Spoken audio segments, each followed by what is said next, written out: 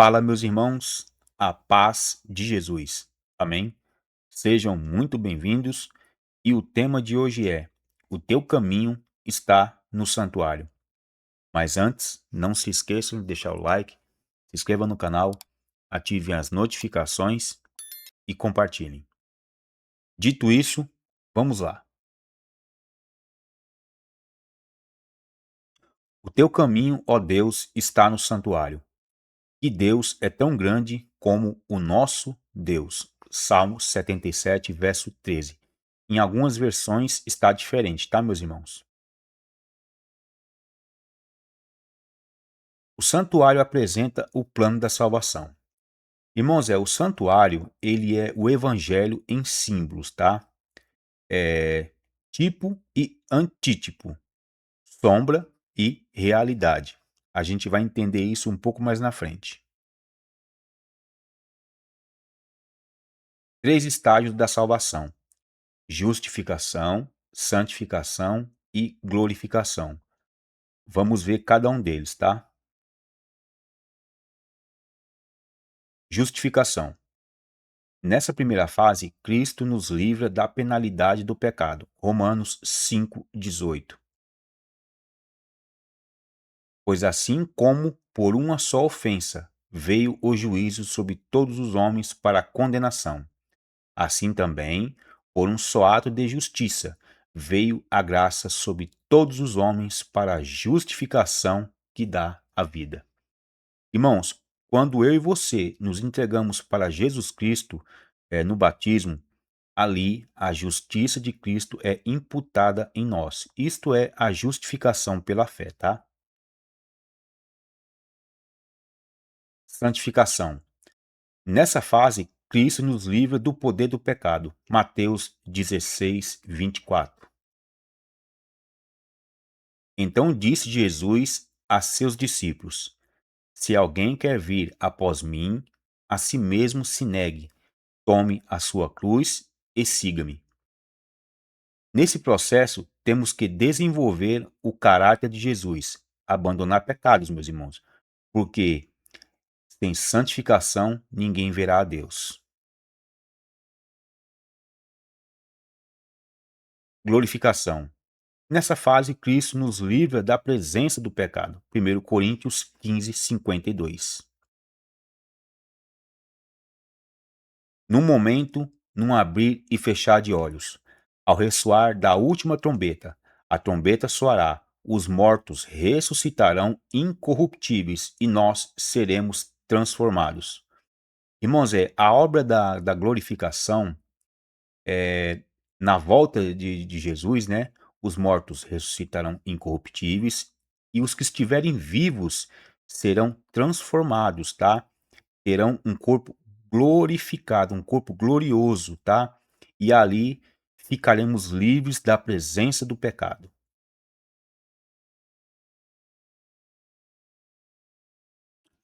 Irmãos, o santuário, ele era dividido em três partes ali, tá?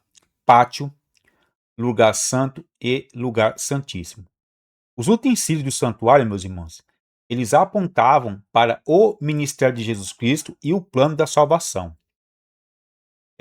O altar de sacrifício, pátio, representa o sacrifício de Jesus Cristo na cruz.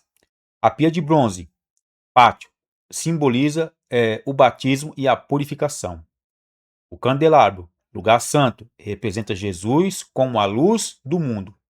Mesas dos pães da proposição, lugar santo, representa Jesus como o pão da vida. O altar de incenso, lugar santo, simboliza as orações dos crentes intercedidas por Cristo. A Arca da Aliança, lugar santíssimo, continha os 10 mandamentos representando a lei de Deus, sua justiça e a aliança com o povo. Meus irmãos, que nem eu falei lá atrás, o santuário, ele é o evangelho em símbolos, tá? Tipo e antítipo, tá? É sombra e realidade. Tudo apontava para o ministério de Cristo, tá bom? Olha que interessante. A Igreja Adventista do Sétimo Dia, meus irmãos, ela é a única estuda o santuário. As outras igrejas, elas entendem que tudo se resume na cruz. Nos 3 passos da salvação, que é justificação, santificação e glorificação, elas se encaixam perfeitamente aqui no santuário, meus irmãos. Ó, pátio, justificação. Santificação, lugar santo. Glorificação, lugar santíssimo. Olha que interessante aqui, meus irmãos. Ó. Intercessão, lugar santo. Desde a sua ascensão, quando Cristo foi assunto aos céus, tá? Ele ministra em nosso favor, aplicando os benefícios de seu sacrifício perfeito na cruz e intercedendo pelos crentes, tá? Lugar santíssimo. Desde 1844, tá? Ele no dia 22 de outubro de 1844, quando Cristo saiu do santo para o santíssimo, Cristo iniciou a fase final de sua obra expiatória.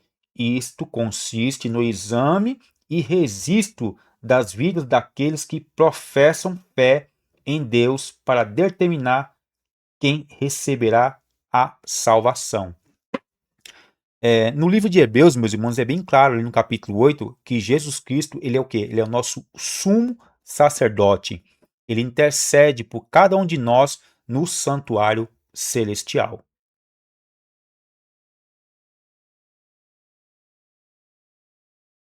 Bom, o dia da expiação, Levítico capítulo 16. Acontecia ali uma vez ao ano, tá? O dia do juízo.